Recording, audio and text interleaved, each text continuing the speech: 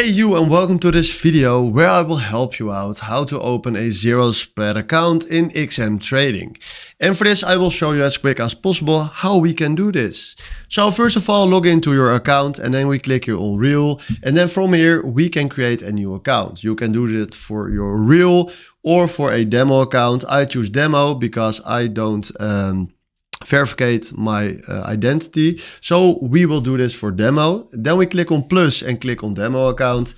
We select MT5 and then from now we click on XM0. So right now here is standing spreads as low as 0 pips. So then we do continue, select here what we want, do continue again, fill in the password that we want. Then we click here on compete.